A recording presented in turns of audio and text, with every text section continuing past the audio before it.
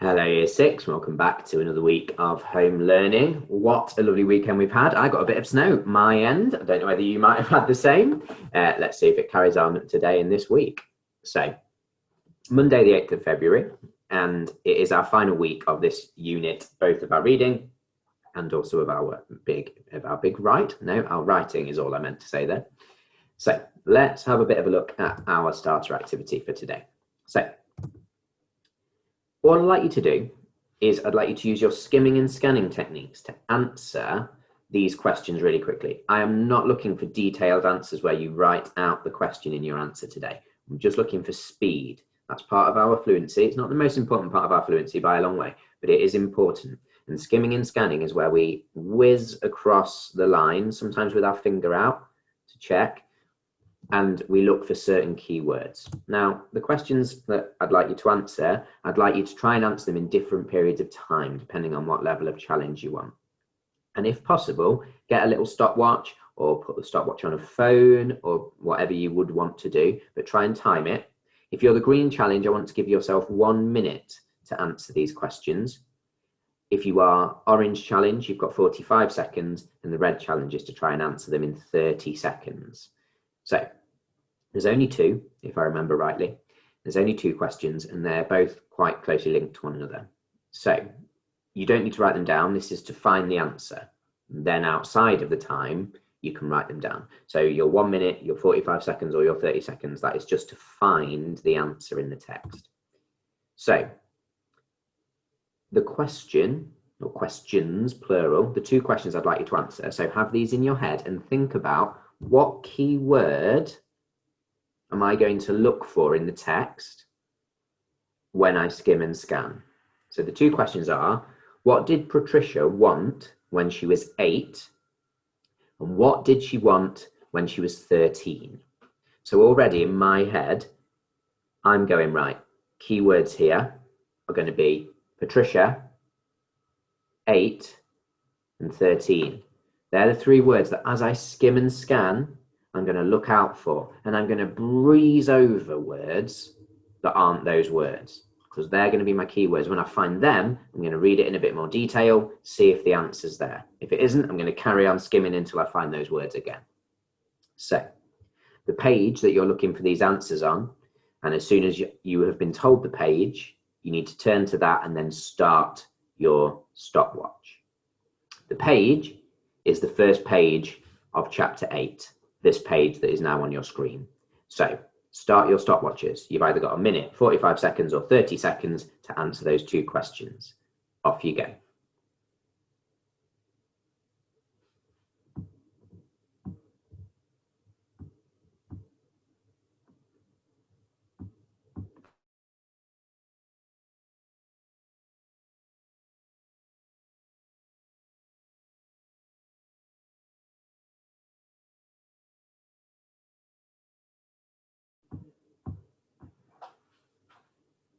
Okay, that was at least your 45 seconds. It might not have fully been your minute. So let's have a look at the answers to that then.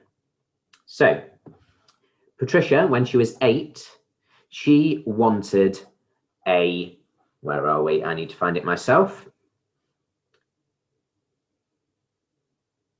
She'd wanted a puppy. And when she was 13, she wanted a pony. They are the two answers. I found pony faster than I found puppy, which is strange considering puppy was there for me to see a lot faster. So let's have a look now at our Walt and our Wolf. Remember, we don't do a recap on a Monday for our big read because the Friday was always the prosody, and it's a difficult thing to recap there because that was your reading aloud. So as ever on our Monday, we're looking today at identifying and defining any vocabulary. And that's by reading through texts, highlighting, noting down, then using the words in their context and thinking of synonyms. We've done this now 3 or 4 weeks in a row, so we know the Monday Walt pretty well. The first thing I'd like you to do, just like last week and just like the week before, is I'd like you to draw out a table a little bit like this, or looking exactly like this in fact, and I'd like you to read over the first 4 pages of chapter 8. Now, everyone has always in the past been doing exactly my words. If there are other words you're unsure of as you read through those first 4 pages, add them to your list, add them to your words list. But when you've done that, you're going to be doing exactly what we've got used to doing. You're going to be writing the word, a synonym for that word, and what it means. Your first priority is to try and do that from the context in the text. If you can't, for whatever reason, if you're struggling, that is when you turn to the online dictionary or a hard copy of a dictionary if you have one at home. But try and do it from the context first. Think about what type of word it is. So inherited, it's got that ed on the end. Does that make it a past tense verb? If it is a past tense verb, looking at the context, what other past tense verb would be a good synonym for this? Once I've got that, can I then work out the meaning? That's the way to try and do it. Once that's done, you can then start this video up again and we'll go on. I've got a sort of second part to this vocabulary bit today, and then we'll go on to the questions like we're used to. But that is your first task, please, to try and identify. Firstly, read the first 4 pages of chapter 8. No, not going to sneeze apparently. Bless me. There we go. That's when you know that the videos are getting real, when I'm still sneezing just like I would be in class. So that's your first task. Pause the video here, fill that in, having read over the first 4 pages of chapter 8 and identified any other words that you might be struggling with. But you must read over the first 4 pages because you need to see these words in their context. Okay. Pause the video, have a go at that. When you've done it, start the video up again, and I'll go on to the next part of that activity. Speak to you in a moment.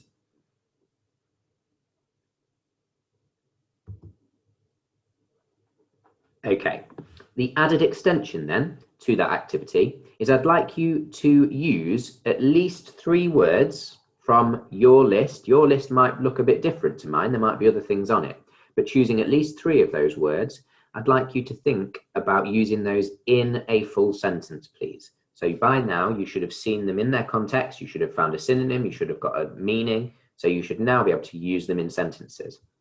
I'd like to see 3 of them chosen. I'd like you to use those in sentences. It would make sense for you to write them as sentences that you could maybe use in your hot write when we get to that this week, because then you can just take those sentences whoop, and drop them straight in to your hot write.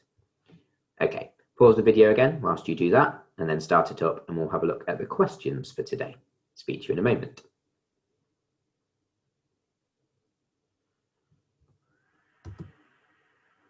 Okay, so as we've practiced in the past, we're now going to have a go at using our knowledge of the vocabulary of the first 4 pages to answer some questions that are focused on the vocabulary. And to begin with, I'm going to show you the questions, and then I'm going to show you a model answer. But you're going to have a go at answering it before you see the model answer, to then compare your answer to mine, just to check you're answering in the right way.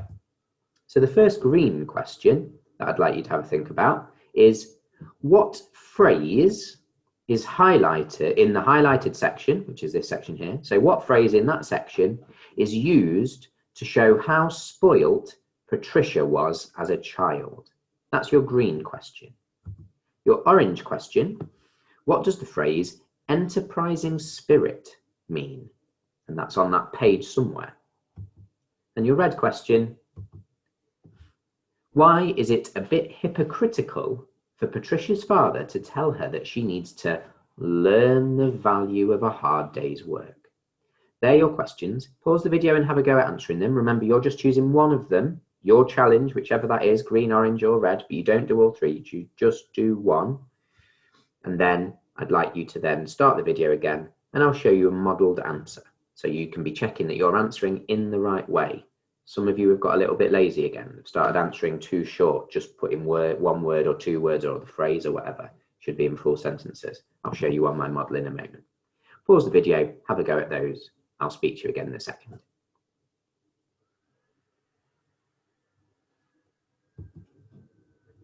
Okay, let's look at the green question first.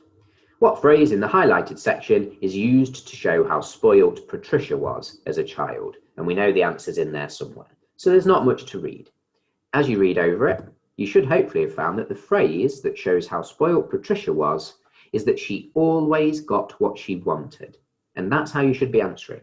Explaining the question in your answer and then quoting from the text. That's what some of you have stopped doing. You've got really good at it and then you let yourself go backwards. You never ever want to go backwards. We want to continue getting better and better, not slipping into old bad habits. That's why we're repeating the style of lesson week on week to make sure you get them right.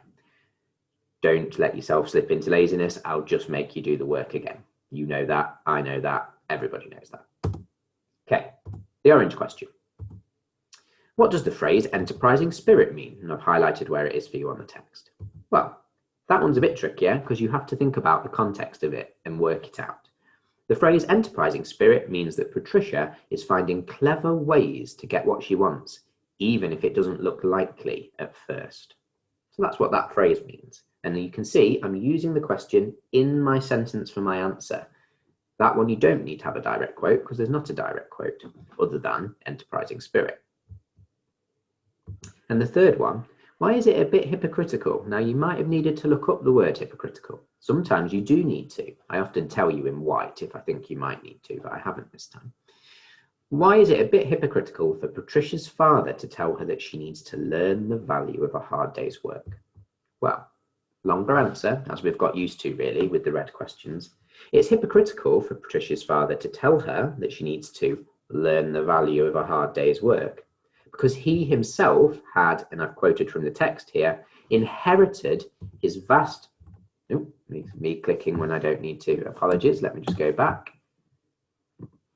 Or it would, apart from my PowerPoint seems to have frozen. There we go. It's hypocritical for Patricia's father to tell her that she needs to learn the value of a hard day's work because he himself had, and here's my quote, inherited his vast wealth from his great aunt. And then my little bit of explanation as to why that proves it, meaning that he hadn't worked hard himself. So check your answers against my answers. You'll have got the same one, I'm sure, but have you explained it in enough detail? Have you explained it in as much detail as me? Because that's the aim, your answers being just as good as mine, to make sure that if this were in a reading paper, or if this is at secondary school, which is what we're more interested in getting ready for now, would the teacher in secondary be happy with your response? Would you have given enough detail for them to say, yep, you've nailed it, well done, you're a reading superstar, which is what we want them to be thinking. Okay. For the rest of these questions then, the answers can be found on the page shown on the screen. So in this case, your second question can be found on page 86. I've only put 3 questions because your first activity with all of the defining of the vocabulary was slightly longer because you were doing the sentences too. So there's only 2 more questions. I'm going to disappear off the screen now and leave you to read these through yourself and answer them yourself. So I will say goodbye for now, and I'll speak to you again when we get to your English session. But for now, goodbye.